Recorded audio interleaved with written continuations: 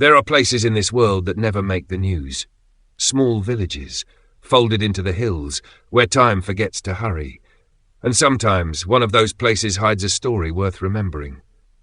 This one begins with a postman, a man who spent 40 years walking the same roads, carrying letters, kindness, and secrets wrapped in brown paper and twine.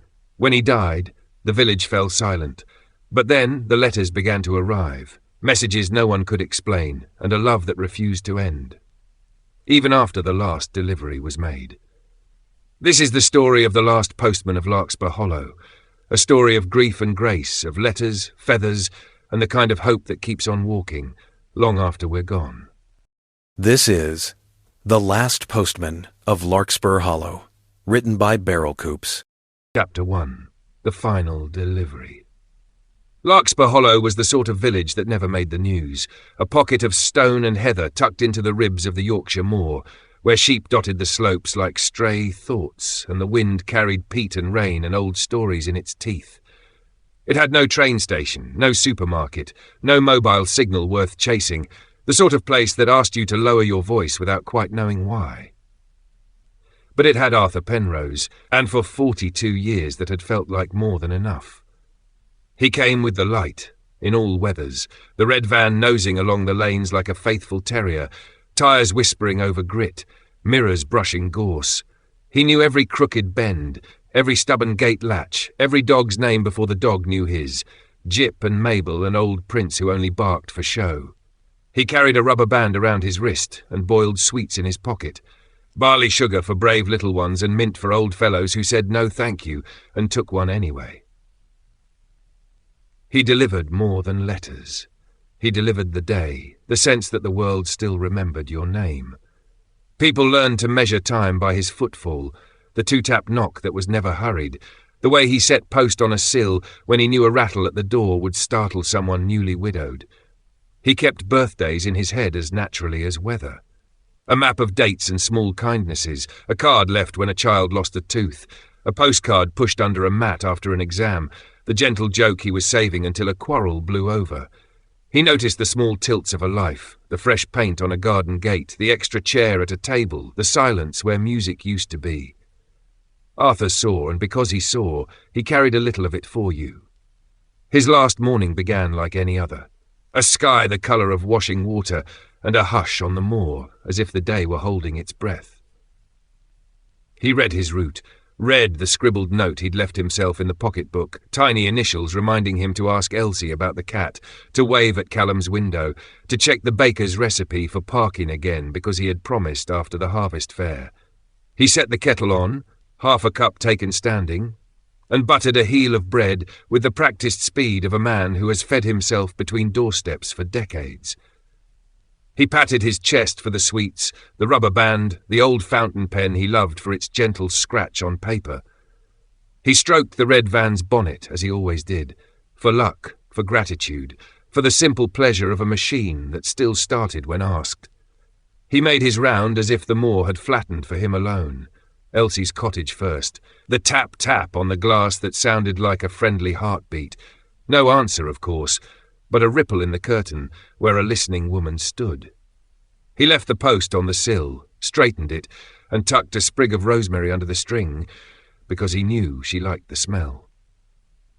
At the green he met Tom and Graham, each pretending to have no time for the other, and he gave them both the same look, that little tilt of the head that said, you two could do better if you tried.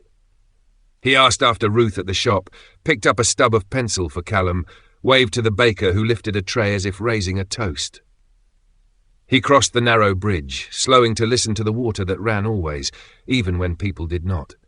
At noon, the light thinned, the way it does when cloud finds its courage. He finished the upper lane, foxgloves cupping the verge, and parked outside his own terrace where pots of thyme leaned into the path, and letters lay stacked on his table like obedient birds. He put the kettle on again, loosened his boots, and sat in his chair to sort the afternoon bundle, fingers moving with the memory of 1,000 days. Steam blurred the window, the van's red reflected faintly in the glass. The cup cooled at his elbow. Somewhere a curlew cooled. Arthur's head tipped back as if listening more closely. And then the quiet deepened in that room, a deeper quiet than even the moor could manage, a quiet that felt like a benediction. He was found by Mrs. Davy from next door, who had come to borrow the sugar she never returned, her soft gasp filling the little house and then thinning into a whisper, "Oh, Arthur, love." The doctor came, the vicar came, a constable stood in his hat with his hands folded like a boy caught in church. Word went out without phones, the way it does in places where news still travels on foot, through hedgerows, over garden walls, along paths worn by boots and habit. Doors opened, curtains stilled, kettles clicked on, and 100 small histories took a breath together. The funeral was modest because that was the word that fit him best. Stone chapel, cold under the rib of the hill, a dampness that climbed your sleeves no matter how you tucked your hands.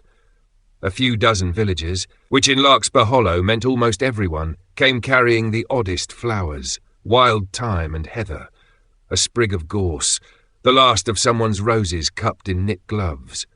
Elsie Mather slipped into the back, hair pinned in the way the old photographs remembered, a linen handkerchief folded twice, the one Arthur had embroidered years ago in stitches as small as mercy.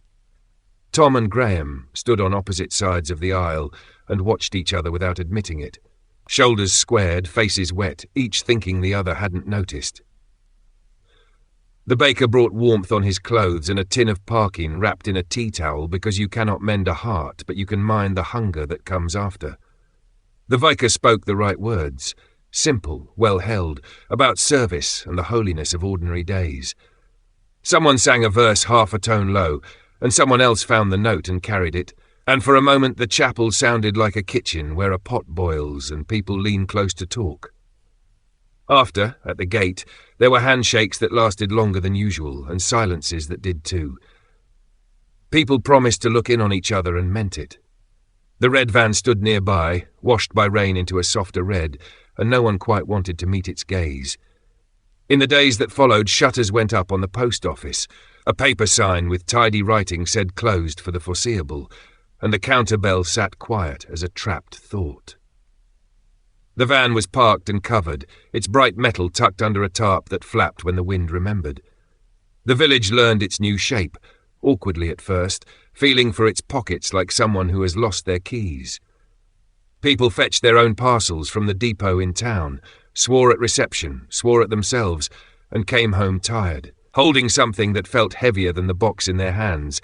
The lanes felt wider without Arthur, which is another way of saying emptier. Life, being life, began to move on. The lambs still practiced their foolish jumps, the school bell still argued with the morning.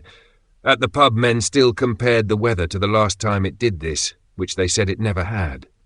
Yet even the cheerful sounded careful, as if they were walking on a floor that might give, and in windows where the curtain twitched you could see the daily reach for a kettle, a cup lifted, then set down again, because the taste wasn't right without the 2-tap knock that used to come before it. On a Tuesday that started with a breath of mist and ended with a sky as hard as pewter, Elsie found an envelope on her doorstep. She saw it only when she opened the door for the cat, the cream of it against the stone, the way it seemed to have been placed with a deliberateness that felt like courtesy. Her name sat on the front, not printed, not scribbled, but written in that steady hand she could have picked out from a basketful, Arthur's hand, the tail of the Y curling back as if to check on her. She did not open it straight away. She set it on the dresser, made tea the way she always had since Harold, 2 bags because he had liked it strong, stirred 3 times clockwise because once he'd teased her for stirring the other way, and she had never quite forgiven him for being right. She fed the cat and swept the hearth and took the cup to the chair by the window where she could watch the moor take off its morning shawl. Only then did she lift the envelope and feel the weight of it, feather light and somehow heavy, the wax seal cool under her thumb, a small feather pressed into it as if the wax were a pillow. She broke the seal slow and unfolded a single sheet, no stamp, no date, just the voice she could hear in the rhythm of the ink, "Dear Elsie." He had written, "I saw him once, your Harold. It was raining and he was laughing. He said you made the best rhubarb crumble in Yorkshire. I agreed. I kept this for you. I hope it brings you comfort. Yours always, Arthur." Folded inside lay a photograph she had not seen for decades. Harold in his mining gear, helmet skewed, grin reckless as summer, his arm crooked around a younger Arthur whose fringe stuck to his forehead with rain. She felt the room tilt, the way it does when memory stands up too quickly. She pressed the picture to her chest and wept the kind of weeping that makes no sound, only breath, only the small loosening inside a body that has held too much for too long. By Thursday, 3 more letters had surfaced, as if the village had remembered it was a net and not a set of separate threads. One to Callum, the boy who had lost his mother and his words last spring, a note addressed to Marianne but meant for the son who would find it, a sketch folded inside like a held breath. One to Ruth, whose Jamie had vanished into the wide world years ago, a line about Whitby and a mural and a set of initials that tripped the heart, J.M. One to the baker, and inside a precise recipe Arthur had promised him, the kind that sets sugar and ginger arguing amiably on the tongue, written with penciled notes in the margin, less treacle if damp, don't skimp the pinch of salt. Each bore the feather seal. Each felt like it had been carried by a particular wind to a particular hand. Each was personal, precise, impossible, and yet here, Arthur was gone, and yet his words were not. The village hummed with a quiet that was almost music. Had he written them before he died, tucked them into his jacket pockets to take out at the right moment, the way he used to keep barley sugar against a long hill? Had someone found them and taken up his round in his name? Or, and this was only said in the far corner of the pub when glasses had been read once and then read again, had Arthur found a way to keep delivering, the way water keeps finding the river even when you pile stones in its path? No one knew, and perhaps no one wanted to. Explanation is a cold thing when held too long. In Larkspur Hollow, where the wind carried secrets and the heather bloomed like memory, people cared more for the warmth than the wiring, more for the letter than the postmark. At twilight, a boy left a drawing on Arthur's bench and, in the morning, a new envelope waited, as if the bench had learned the trick of the old red van. In Elsie's cottage, the photograph sat propped against a vase, and she found herself speaking out loud when she passed it, as if Harold were on his way in from the yard, boots muddy, cheeks cold, asking if there was any crumble left. At the bridge where the ivy forgot to stop growing, 2 brothers paused on opposite stones and looked down into the water and saw themselves as boys again, skinning their knees on the same summer. In the baker's warm kitchen, Ginger sang to treacle, and a man wiped his eyes on his sleeve and pretended it was the steam. Because in Larkspur Hollow, the postman had one last round to make. The van slept under its tarp, but something else had stirred, an old route mapped in ink and kindness, in grief carefully handled, in names spoken aloud like blessings. Arthur had begun again, the way morning does, quietly at first and then everywhere at once, and he was just getting started.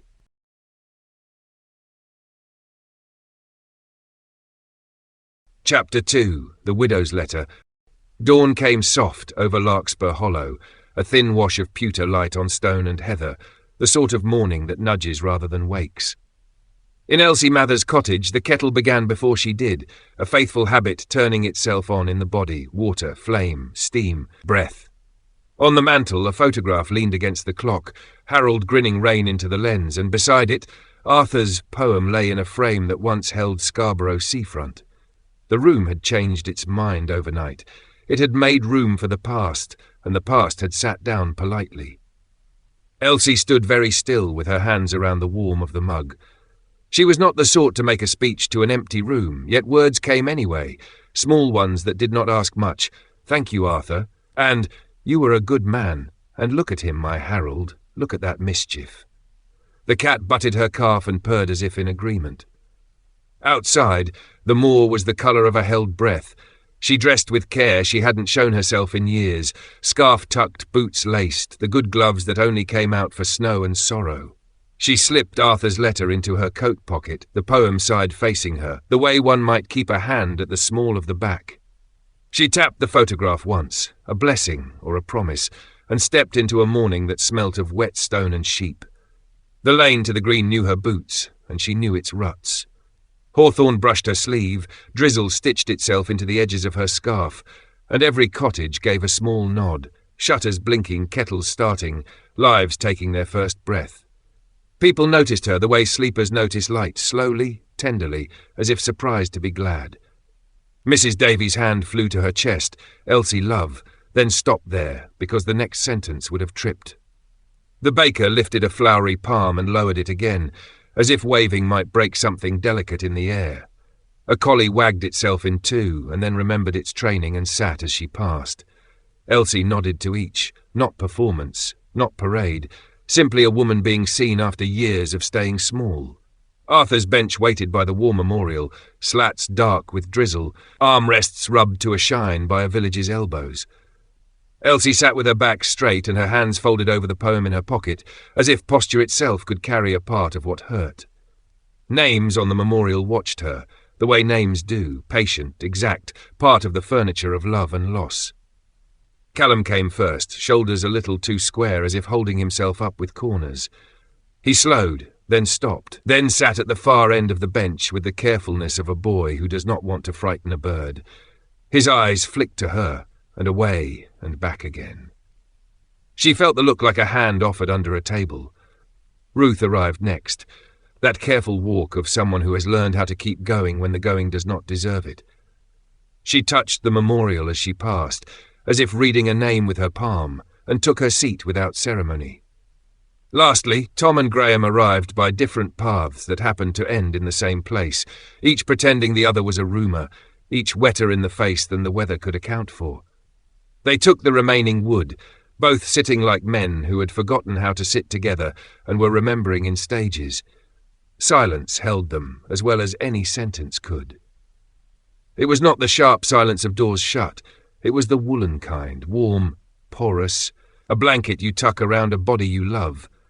Elsie put 2 fingers into her pocket and brought the letter out, smoothing it on her lap, as if smoothing a child's hair. She did not explain. They already knew. She simply said he remembered. Then she read the poem, slowly. The wind remembers where you stood, the moor still hums your name, and in the rain I saw him smile, as if you'd never changed. She let the words settle between them like birds finding branches. When she finished, she did not rush to the next breath. The silence after a poem is part of the poem, Arthur would have said, if ever Arthur had been the sort to say such things out loud. She showed the photograph. Callum leaned in, his breath fogging the glass, grief and wonder making his mouth a small O. Ruth's fingers went to her lips, as if keeping in a sound she did not want to loose into the morning. Tom made the noise a shovel makes when it bites gravel, and Graham blinked as if the drizzle had turned bold. No one asked how the letter had arrived, how the picture had found its way across time. In Larkspur Hollow, some deliveries do not require explanation, only gratitude. They stayed like that, 5 souls under a wool-grey sky, until the church bell read the air once, a single, clean note that rolled over the green and into the hedges and up the slope to where the sheep were practising being clouds. It was not for service and not for mourning, it was for recognition. Yes, said the bell. Yes, we know. Yes, we felt it too. On the way home, Elsie stopped by the shop and bought rhubarb that had no business being good in October, and custard, and a block of butter she did not need but liked to see in the dish. The woman at the till did not ask after her. She simply put an extra paper bag of sugar with the rest and said, "For Harold's sweet tooth," which pulled a laugh out of Elsie that surprised them both.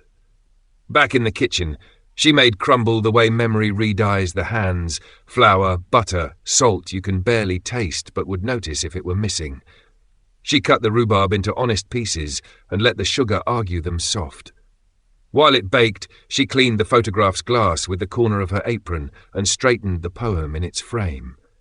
When the timer chimed, she ate standing with the spoon Harold had once read as if it were a textbook, and she made a second bowl and set a saucer over it and put it on the sill, because hospitality need not obey the grave.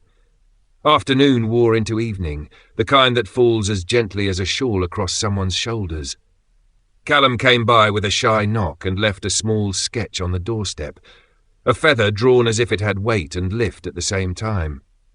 Elsie found it and placed it beside the poem, more sure now of where things belonged. The cat patrolled the borders of the rug and found them satisfactory. The clock approved the hour with a voice like an old friend clearing his throat. When darkness settled, she did not bully it with every lamp. She left one pool of light for the mantel, one for her knitting basket, and one in the hall to tell the house it was not alone. She took up a cardigan that had refused to be finished for 2 winters and found her fingers obeying the pattern: knit, purl, breathe. The letter remained on the table, reachable, visible, a new kind of company. When she grew tired, she cracked the window so the Moor's breath could slip in and hum her name back, if it wanted to. The following Tuesday, she went to the bench again without asking herself whether she should. Habit is a kind of healing when it is made of the right things. This time she carried 2 cups in a cloth bag and a small flask that smelled of mint because Arthur had liked it that way. Callum arrived with a drawing of rain that somehow shone, Ruth with a folded paper she did not yet open, Tom with a packet of biscuits he pretended had been on offer, Graham with the same and the lie to match. They poured, they sipped, they read and did not. They listened to the wind practicing different vowels in the heather. A rhythm began, not imposed, not announced, just a thing the village found its way into, like water finding its level. People came on Sundays with letters and silences, with sketches and sweets, with names they had been unable to say aloud in kitchens. They sat and let the bench hold them, and when the words would not come, the wood did not mind. Someone brought a harmonica and found a tune Arthur used to hum when the hill was long. The tune learned the green, and the green learned the tune. Elsie discovered she was good at pouring for others, at listening with her hands still, at letting a pause be a kind of kindness. She did not become chatty, she did not become other than herself. She simply let more of the world into the room and found there was space. She spoke Harold's name and it did not shatter the crockery. She read the poem again for someone who had arrived late and thought, I can read it as many times as it takes. At home, the photograph did a new magic. It turned the chair beside it into a seat someone might choose rather than avoid. The crumble dish, washed and dried, went back to its place with the sort of satisfaction only dishes know. The cat slept heavier, as if even animals prefer a house where people have decided to go on. Arthur's letter had not mended the break. Life does not do mending like thread, but it had stitched the edges close enough that warmth could cross. It had given a widow a way to be looked at without being pitied, a way to walk to the green without rehearsing apologies, a way to say he remembered, and let that be enough. By the week's end, a paper feather appeared on the bench, folded by hands that remembered childhood, and on its wing someone had written, "The wind remembers where you stood." Elsie smiled when she saw it. She touched the crease with a fingertip, as one might touch a sleeping child's hair. She looked up at the moor and said into the weather, "Thank you." Then, because one gratitude invites another, she added, "I will bring extra cups next time." And that night, as the lane let the dark have its way and the chapel counted the hours with its stone throat, she lay down in a bed that had known too much emptiness and felt it hold her with a different kindness. She did not dream of mines or rain or cap lamps. She dreamed of a bench that listened and a bell that read yes. In the morning she woke with her name in her mouth, not as a question, but as a belonging. Arthur had delivered something that did not fit through a letterbox, and Elsie had opened it, and the village had begun to share it around. It was not over. Grief does not obey schedules, but it was warmer where they sat together. And on the mantel, the poem and the photograph kept their gentle watch, paper keeping faith with bone and breath, words doing the work hands sometimes cannot. Chapter 3. The Boy Who Waits. The sketchbook on Callum's desk was closed, though the pencil still lay inside it like a bookmark made of hope. The window beside him had steamed with his breath hours ago, and now it held nothing but the ghost of the morning light. His room smelled faintly of turpentine and toast, a mixture that used to mean his mother was near. Marianne had died in the spring. Cancer, quick and cruel, the sort that makes the world fall away in weeks, not months. She had been 37, too young for goodbye, too kind for bitterness. Callum had watched her fade and had run out of words before she did. Since then, silence had been easier than speech, pencils easier than people. He used to draw the village, the post office, the green, the view of the moor from Arthur's bench, but after she went, he stopped drawing things that stayed still. His pages became storms and feathers and sky that seemed to move even when the paper didn't. Arthur had once said, "You see the world in colours other people don't have names for." At the time, Callum had smiled, embarrassed. Now the memory of that voice came like a knock at the back of his mind. Soft, familiar, impossible. He found the envelope on the doorstep before school, pale cream against the wet slate. No stamp, no date, just his mother's name written in the steady, certain hand of Arthur Penrose. The seal was a feather pressed into wax, the colour of honey left too long in the sun. He took it to his desk, sat down and stared at it for an hour. It should have made no sense, but it didn't feel wrong either. Arthur had been there for them, through the hospital visits and the quiet days, through the casseroles dropped at the door and the pity he'd deflected with gentle jokes. When Arthur died, it had felt like losing the last person who knew what to say without saying it. Callum turned the envelope over once, twice, then broke the seal. The smell of paper and ink filled the room like the beginning of a story. "Dear Marianne," it began. The lines curved and even, the way Arthur always wrote when it mattered. "You once told me your boy had a gift, that he saw the world in colours you couldn't name. I saw it too. He left this on my bench last summer. I thought you'd want it back. Yours always, Arthur." Inside was a folded sheet from one of his old sketchbooks. A swirl of blues and golds, a kind of wind made visible, light and movement caught and frozen mid-turn. He remembered drawing it. His mother had stood behind him, her hair loose, her voice soft. "It's like a storm with a soul," she'd said, and then she'd laughed, the laugh that used to fill everything. He hadn't realised he'd left the picture anywhere, much less that Arthur had kept it. He pressed the page flat on his desk, fingertips tracing the lines he'd once made. The sight of it felt like hearing a tune you'd forgotten how to hum. A warmth rose in him, not quite joy, not quite pain, but something that pulled him out of the chair. He found a blank sheet, sharpened his pencil and began to draw again. Not the storm, not the moor, just a single feather drifting in rain. When he finished, he looked at it for a long time.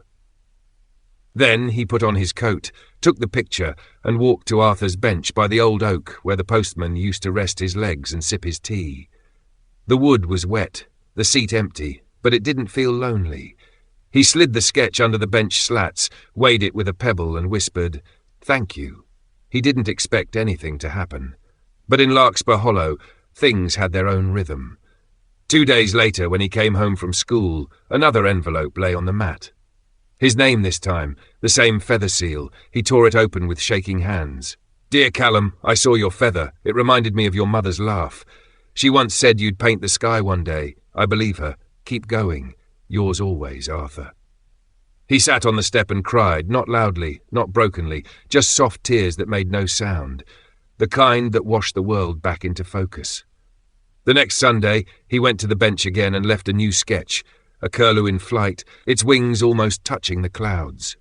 A week later, another letter appeared, sometimes only a sentence or two, sometimes a short story, always in that same hand, always kind.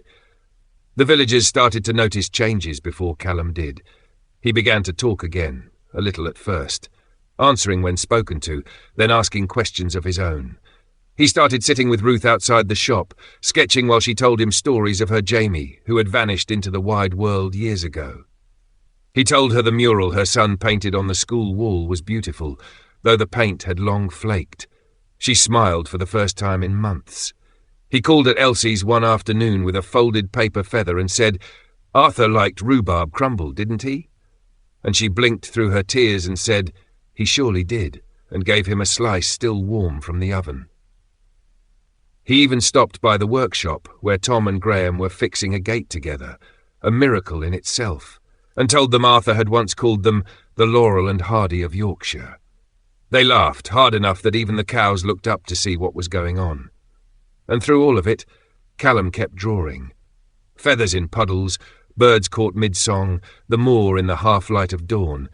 He left his sketches under Arthur's bench every Sunday, and sometimes there'd be a reply waiting, sometimes not, but it didn't matter anymore.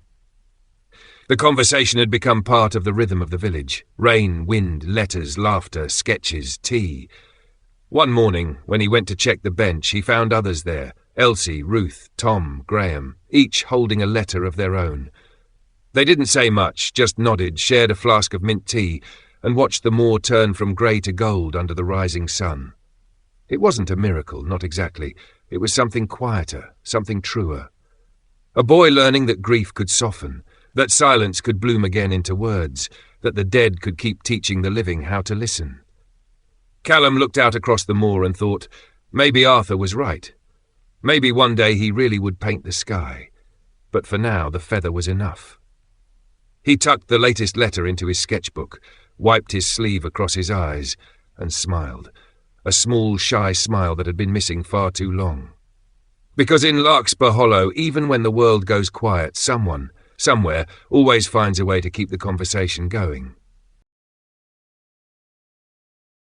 Chapter 4. The Broken Brothers. The railway bridge crouched in the hollow like an old memory that refused to fade. Stone, moss, ivy, all the things that last longer than people mean them to. It hadn't seen a train in 40 years, not since the line closed and the tracks were lifted and the world decided to go elsewhere. But for Tom and Graham Ashcroft, it was still the halfway point between their houses, and the place where they'd first learned to be brothers before they learned how to stop. They hadn't spoken in 12 years, not since the wedding, not since the shouting that turned into a silence too stubborn to climb over. They'd passed each other on the lane, at funerals, at the shop, a nod maybe, never more. The years had weathered them both, the way the moor weathers everything, rounding edges, softening colours, hiding the cracks until someone looks too closely. Arthur had tried to mend it once, years back. He'd left a note on Tom's windowsill. Life's too short for silence, lad, and another on Graham's fence. Say sorry before the tea goes cold. But the letters had yellowed in the sun, and pride had held firm, until that Thursday morning when the post that should not have been came again. Tom found his on the kitchen table, tucked neatly beside the milk he'd fetched from the gate. No stamp, no date, just his name in a hand that stopped his heart for a moment.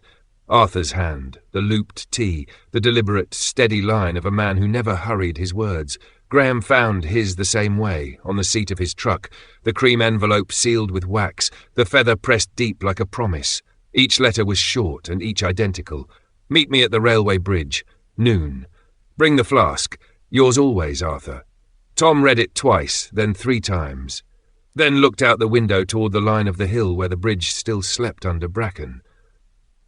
Graham did the same from the other side of the valley, each not knowing the other was doing exactly the same thing. Neither of them truly believed in miracles, but both had seen stranger things lately. Letters turning up that shouldn't exist, old photos finding their way home, a widow baking crumble for ghosts, and a boy sketching the wind into being. And Arthur. Arthur had always had a way of making the impossible sound reasonable. So at noon, beneath a sky the colour of pewter, they both came, separately, quietly, as if following orders they didn't remember agreeing to. Tom arrived first. He'd brought the old flask, the one Arthur had given them when they were lads and called it the peace pipe of Yorkshire tea. He brushed moss from the low stone wall and waited, scuffing his boot in the dust where the tracks once ran. Graham came 5 minutes later, same stride, same hands shoved into the same kind of coat, though the hair had gone thinner and the frown lines deeper. He stopped at the far end of the bridge, as if uncertain whether ghosts had rules about distance. Neither spoke. The wind did its best to fill the silence, dragging the smell of wet iron and old leaves down from the moor. "You brought the flask?" Tom asked at last, voice rough from disuse. Graham nodded, held it up, that same battered tin with the dent from when Arthur had dropped it one icy morning. "I kept it polished," he said. Tom gave a half smile, the kind that happens by accident. "You and your polishing," he said, shaking his head, but there was no sting in it. They sat side by side on the stone edge, their knees just far enough apart to let the years breathe. Tom unscrewed the cap, poured 2 cups, and the smell of strong minty tea rose like memory itself. Arthur's letter had come with a folded scrap of paper, an old photograph, creased but clear. The two of them as boys, sitting right here on this bridge, faces dirty, pockets full of stolen apples, Arthur behind the camera telling them to stop pulling faces. On the back, in faded blue ink, he'd written, "You two were chaos, but you were together." That's what mattered. Tom handed the photo across and Graham looked at it for a long time. Then he laughed. Not the bitter kind, the real kind, the sort that starts low and climbs into your chest until it aches in a good way. Tom laughed too, because it was either that or cry, and they'd both done enough of that on their own. For a while, they just sat. The wind pushed at their coats, the moor breathed, and somewhere a curlew called like a question left unanswered. "You remember that time," Graham said, "when we switched the village signs so the tourists got lost for half a day?" Tom nodded, chuckling. "I and Arthur made us switch them back in the rain. Said, if you're clever enough to cause trouble, you're clever enough to fix it." They both smiled at the memory, and something inside them eased. It wasn't forgiveness yet, not quite, but it was a start. They talked about Arthur, about the post van, about the way he'd always known when someone needed company and when they needed silence instead. They talked about the wedding, carefully at first, then more honestly. The words said, the ones swallowed, the years wasted pretending they were strangers. By the time the sun had started its slow climb down, the flask was empty and the bridge had done its quiet work. Graham stood, stretched, and said, "Same time next week," as if it were nothing more than habit. Tom hesitated, then nodded. "Aye, but you're bringing the biscuits next time." And that was how it began. Not a grand reconciliation, not a miracle, but something smaller and truer, the slow return of a rhythm between two hearts that had forgotten how to keep time together. The next Sunday, they met again, without a letter this time. Then the one after that, and the one after that. The bench by the oak began to see them too, drinking tea with Callum and Elsie, listening to Ruth's soft stories about her lost boy and the way Arthur still seemed to be helping from wherever he was. They brought the flask every time, and sometimes other people brought cups. Mint tea became the taste of remembering. Arthur had built bridges all his life, across lanes between houses, between people who'd forgotten how to speak to each other. And now, even gone, he'd built one more. Stone and ivy, silence and tea, two brothers sitting shoulder to shoulder again. And somewhere, in that strange and lovely air that lingers between the living and the remembered, a postman with kind eyes and muddy boots was smiling to himself, knowing his last delivery had arrived exactly where it was meant to. Chapter 5. The mother and the vanishing Ruth Bennett still kept her son's room the way it was the day he disappeared. The curtains drawn half open, the bed made but slightly crooked at the corner, the smell of graphite and turpentine clinging to the air like the ghost of a thought that refused to leave. Jamie had been 17 when he walked out of Larkspur Hollow and never came back. No note, no goodbye, just a Saturday morning where the kettle boiled and the front door never closed properly behind him. For years she'd waited for footsteps on the path, a letter, a phone call, anything that might make sense of the silence. But the world had gone quiet instead. The police had searched the moor, the neighbours had searched their sheds, and when winter came that year, Ruth learned that hope can freeze as easily as water. Now, she lived quietly, tidily, as if order might keep the chaos out. She still worked at the school part-time, still lit the church candles on Sundays. She still left the porch light on, though she told herself it was for visitors. Arthur had been one of the few who never stopped asking after her. He'd knock each Thursday, say, "Just making sure the light's still working, Ruth." And she'd nod, and sometimes, if the day had been kind, she'd manage a smile. He'd leave a paper feather in her post every Christmas, folded from some bit of mail no one had claimed. When Arthur died, the world lost another sound.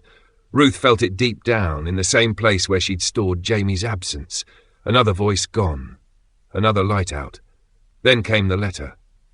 It was a Tuesday morning in March. Rain slicked the lane, the air smelled of wet leaves, and the post that arrived shouldn't have included anything personal, just circulars, a water bill, an empty envelope from a charity. Yet there it was, lying on the welcome mat. Cream paper, wax seal, the faint imprint of a feather pressed into the red. Her name in the same steady hand that had written her Christmas feathers all those years. She stood staring at it for a long time before touching it. Her fingers shook when she opened it. Inside was a single sheet and a folded drawing, graphite and pastel, edges smudged but deliberate. A boy standing on a cliff above the sea, arms outstretched. Around him, feathers swirled in the air like leaves caught in wind, and at the bottom a signature she hadn't seen in 20 years. J.M. The note beneath it was short. Dear Ruth, he was seen in Whitby, 2011. He left this on my bench. I thought you should have it. Yours always, Arthur. Her breath caught on the name of the place. She'd never been to Whitby. She hadn't wanted to. It was too far, too full of what-ifs. But now the word felt like a door being unlocked after too long. She folded the note carefully, slipped it and the sketch into her coat pocket, and began packing a small bag. That afternoon she took the bus to Thirsk, then a train north. The moors gave way to valleys, and the sea came into view, iron grey and wide as a question she wasn't sure she wanted answered. Whitby smelled of salt and smoke, of chips and rain and gulls that didn't care about heartbreak. She walked the narrow streets with Arthur's letter close to her chest. When she reached the harbour, the wind came hard off the water, and she saw it almost immediately, the mural. Faded by salt, the colours were still there, still bold enough to make her knees weaken. A boy, arms open to the sea, feathers rising all around him. Her boy, Jamie.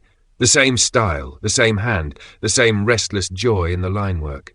She stood there until the sky went from grey to purple, until the shopkeepers locked their doors and the lights along the harbour came on one by one. Then she took a pen from her bag, found a scrap of paper, and wrote a single note. I still make rhubarb crumble. Come home. Love, Mum.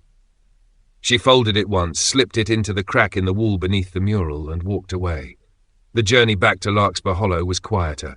The rain followed her home like a shadow that meant well. She didn't expect anything now.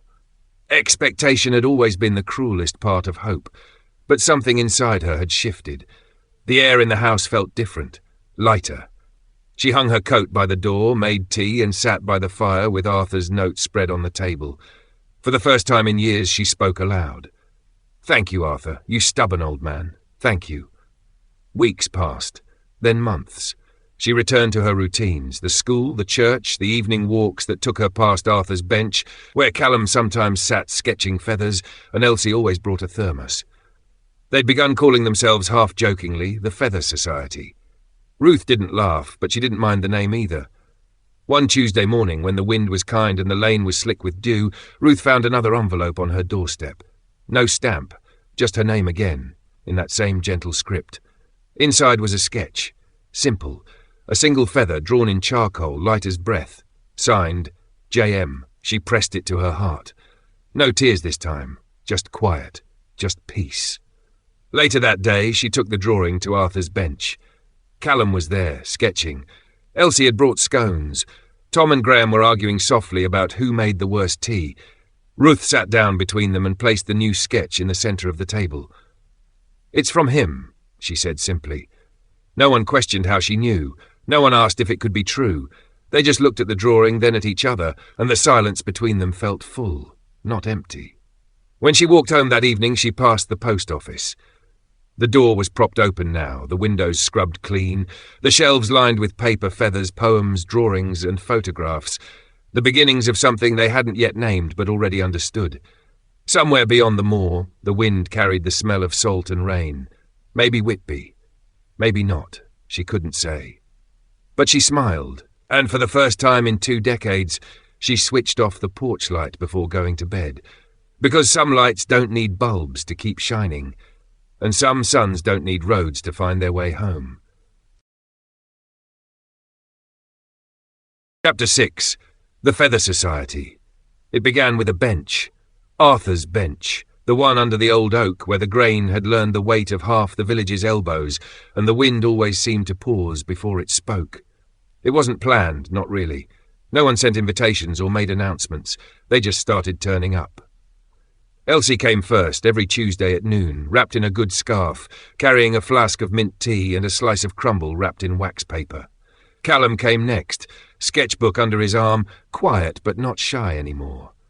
Then Ruth, walking slowly, each step measured like someone relearning how to move forward.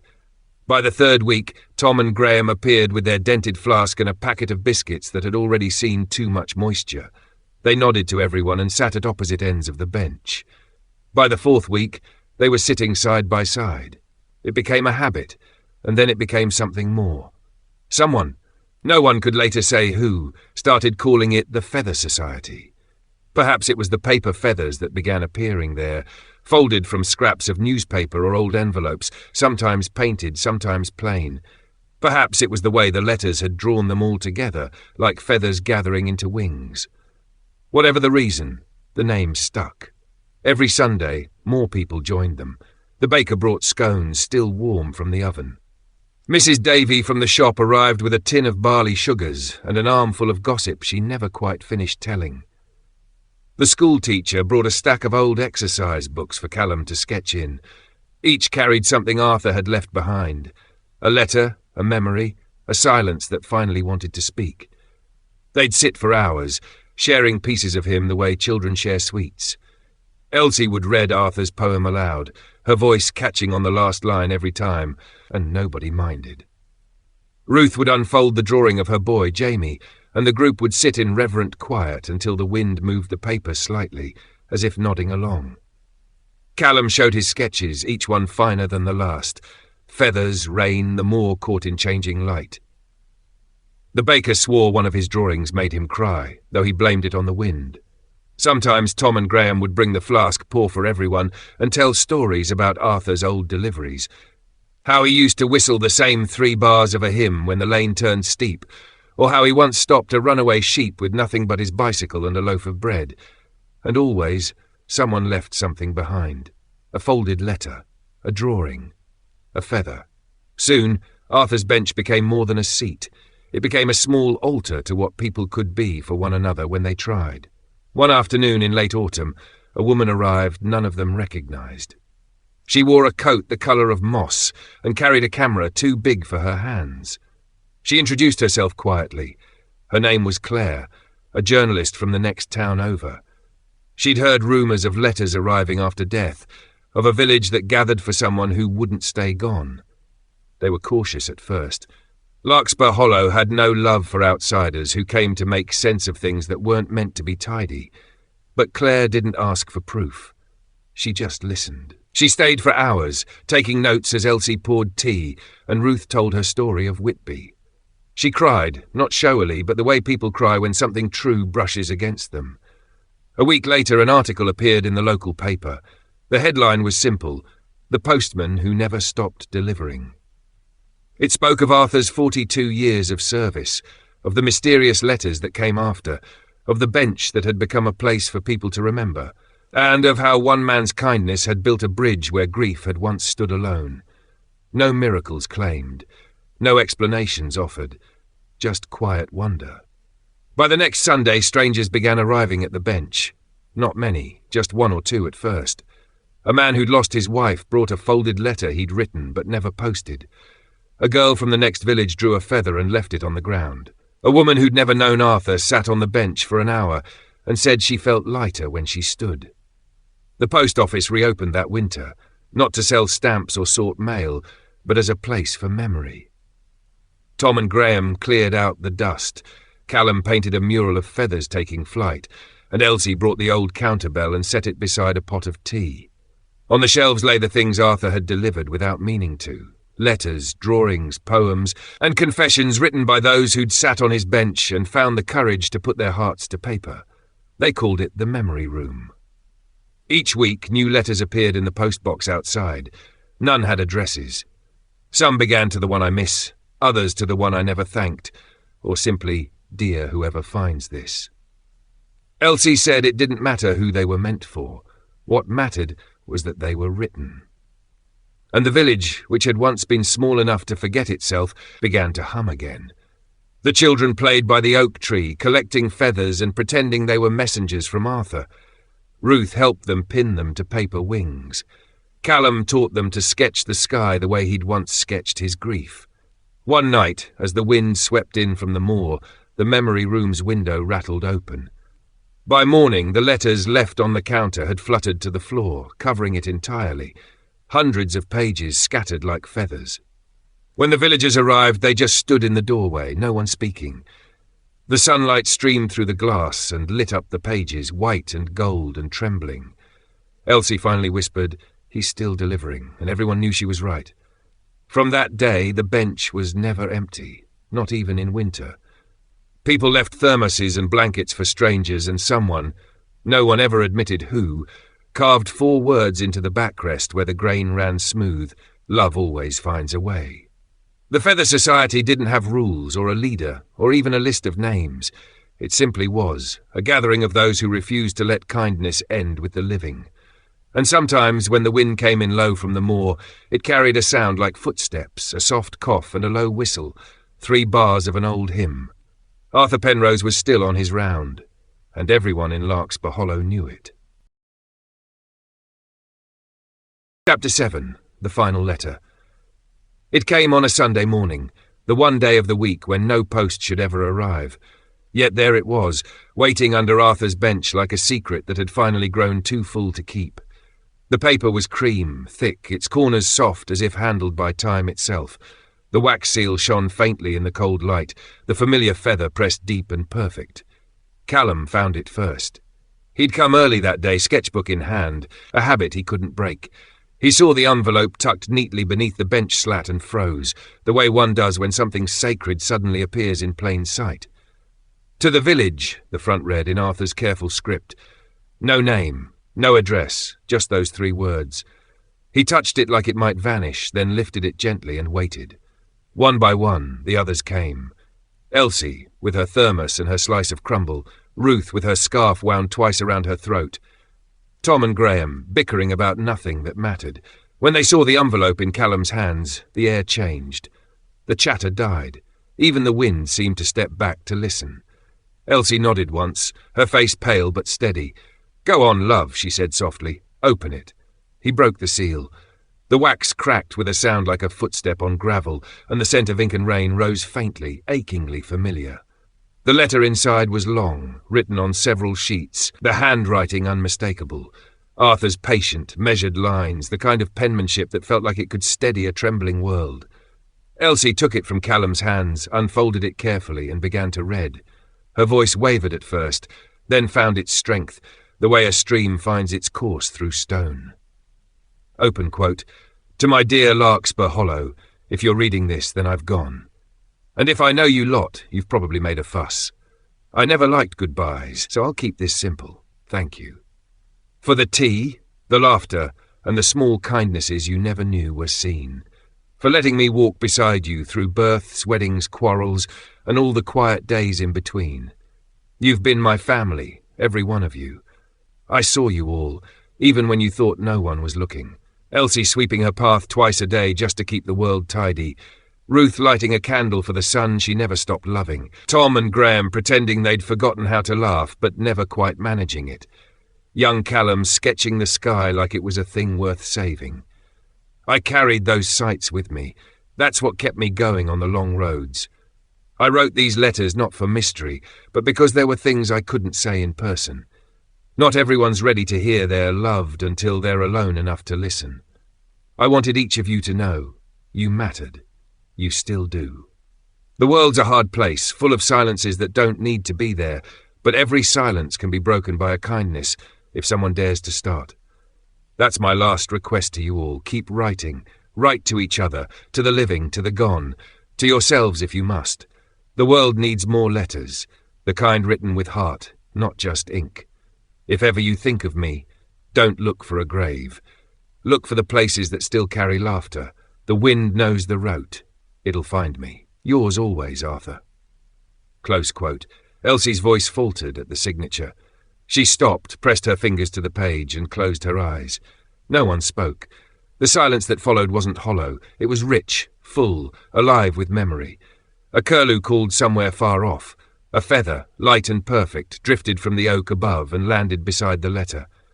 Callum picked it up, turned it in the light, and smiled. "He's still delivering," he whispered. Tom cleared his throat roughly, muttered, "Aye, daft old sod," and blinked far too fast. Graham elbowed him, and they both laughed through the wet in their eyes. Ruth wiped her cheeks with her scarf. "He was right," she said, "about writing, about everything." Elsie folded the letter back into its envelope with the care of someone tucking in a sleeping child. "We'll keep it safe," she said, "in the memory room, where everyone can see." And that afternoon, they did just that. The village gathered, drawn by something they couldn't quite name. The post office windows glowed with lamplight as the letter was placed in a frame beside Arthur's old uniform cap and the map of his delivery route, the red lines still faintly visible from years of tracing. People filed in quietly, one by one, to stand before the glass. Some prayed, some smiled, some left folded notes of their own, thank yous, apologies, promises. By sunset, the little room was full of the rustle of paper and breath. When they stepped back outside, the air smelled of mint tea and heather, and the bell on the chapel rang once, not for morning, but for memory.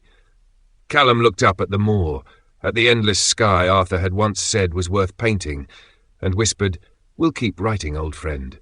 We'll keep the round going." That evening, as dusk folded over the hollow, the wind moved through the oak and carried a faint, familiar whistle, 3 bars of an old hymn, drifting out across the rooftops and up into the darkening sky. And everyone who heard it smiled because they knew Arthur Penrose was still out there on his round, not delivering letters anymore, but delivering love, the kind that never needs a stamp and never runs out of road. Chapter 8. The Reunion. Autumn came softly to Larkspur Hollow, a hush of gold in the hedgerows, a low wind combing the moor, and that kind of daylight that seemed to come from memory as much as from the sun. The annual harvest fair should have been a noisy thing, bunting and brass bands and children running between stalls, but this year it was quieter, gentler, as if the village itself had learned how to speak in softer tones since Arthur's passing. By the oak, Arthur's bench wore its feathers proudly, paper ones folded by children, painted ones from the school, wooden carvings left by the carpenter's apprentice. Someone had tied a small tin postman's bag to one armrest, filled with handwritten notes and poems. The name Feather Society had outgrown the bench now. It was the village's heart. Elsie poured tea from the flask and smiled as Callum arranged his sketches on the table beside her. Ruth had come too, though she'd hesitated on the path for a while before stepping onto the green. She had a new drawing in her coat pocket, the one signed J.M., and had promised herself she'd show it to the others. The smell of baking rolled from the baker's stall. The air rang with small laughter, polite applause, the click of camera shutters. It wasn't joy exactly, more like gratitude disguised as a day out. Ruth walked toward the mural Callum had painted on the wall of the old post office, a feather rising above the rooftops, its tip dissolving into light. Every time she saw it, she thought of Arthur and of Jamie and of the thousands of things left unsaid between them both. She didn't expect the crowd to part. She didn't expect anyone to be standing there. But he was. A man, tall, shoulders slightly stooped, hair a little greyer than memory allowed. He held a sketchbook against his chest and stared at the mural like someone revisiting a dream they weren't sure had been real. His fingers moved without thought, tracing the lines in the air, drawing without a pencil. Ruth froze. For a heartbeat, her world narrowed to a single point. That familiar way he tilted his head, the curl of his hand when he worked, the old cord bracelet she'd tied around his wrist the week before he vanished. "Jamie," she whispered. The sound of his name seemed to make him real. He turned. For a moment, they simply looked at one another, the crowd and the noise of the fair falling away, until all that remained was the wind and 2 hearts finding their rhythm again. She took a step forward, then another. He didn't move, just watched her through eyes that carried too many miles. When she reached him, she lifted a trembling hand and touched his face as if checking whether the light had played her false. "Is it really you?" He smiled, soft, weary, shy. "It's me, Mum." Her breath left her in a broken laugh, half sob, half prayer. "You daft boy," she said, and then there were no more words because she was holding him and he was holding her, and all the years between them seemed to fold like paper.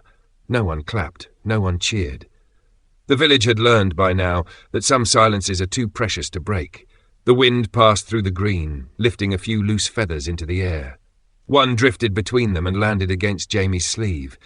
He caught it, held it to his chest and whispered, "I missed you." They sat later on Arthur's bench, sharing tea and the kind of quiet that comes after miracles.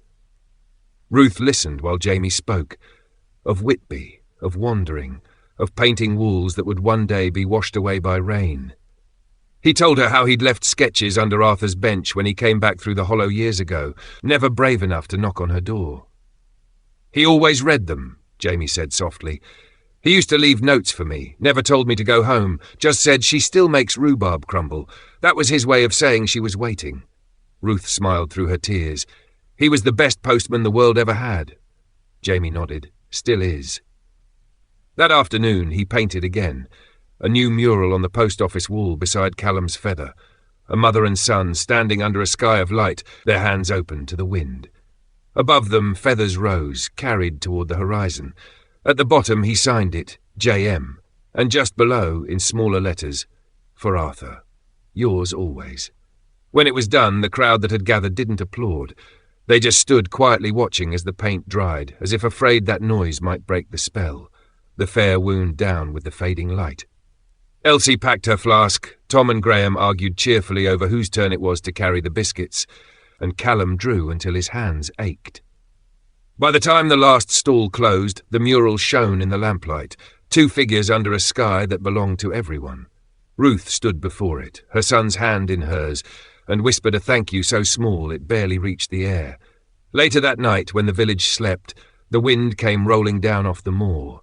It passed the oak, brushed the feathers, rattled the post office sign, and carried with it the faintest sound. 3 bars of a whistle, low and familiar, fading into the dark. And in the houses tucked beneath that wind, people stirred in their sleep and smiled, as if hearing an old friend passing by on his final round. Arthur Penrose, the postman who never stopped delivering, had one last message to send. Not a letter this time, but a promise kept. Because in Larkspur Hollow, love still travelled door to door, by wind, by memory, by all the quiet ways the heart remembers how to find its way home. This was The Last Postman of Larkspur Hollow, written by Coops. If you've made it this far, thank you. Some stories aren't easy to tell, and they're even harder to forget. The Last Postman of Larkspur Hollow reminds us that love doesn't end when a heartbeat does. It lingers. It finds its way back, in words, in memories, in the people who still care enough to remember. If this story touched you, please give it a thumbs up. It helps others find their way here too. And if you'd like to hear more stories like this, the quiet ones, the ones that stay with you long after they end, subscribe, tap the bell, and join us for the next journey in So You Want to Cry. Until then, keep writing, keep remembering, and listen for the footsteps that kindness leaves behind. Because somewhere, Arthur Penrose is still on his round.